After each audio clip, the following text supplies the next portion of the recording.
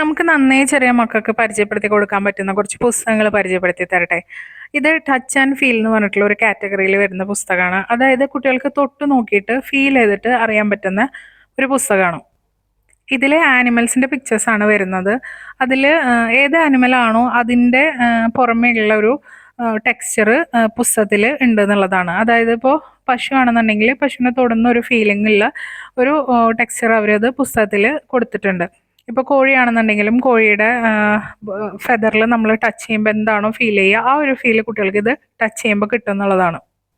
ഇത് ശരിക്കും നമുക്ക് കുട്ടികൾ കമ്മിന്നൊക്കെ തുടങ്ങിയിട്ട് അവർ എന്തെങ്കിലും ടോയ്സ് ഒക്കെ എത്തിപ്പിടിക്കാൻ വേണ്ടിയിട്ട് നോക്കുന്ന ആ ഒരു പ്രായം തുടങ്ങി തന്നെ നമുക്കിത് ഇൻട്രൊഡ്യൂസ് ചെയ്യാൻ പറ്റും. പിന്നെ നമ്മൾ അത്രയും ചെറുപ്പത്തിൽ തന്നെ പുസ്തകങ്ങൾ ഇൻട്രൊഡ്യൂസ് ചെയ്യുമ്പോൾ എന്ന് വെച്ചാൽ കുട്ടികൾക്ക് വളരെ പെട്ടെന്ന് തന്നെ പുസ്തകങ്ങളോട് ഒരു കണക്ഷൻ ഫീൽ ചെയ്യും. അവർക്ക് വലുതാകുമ്പോഴായാലും പുസ്തകങ്ങളുമായിട്ട് അവർ ഒത്തിരി കണക്റ്റഡ് ആയിരിക്കും.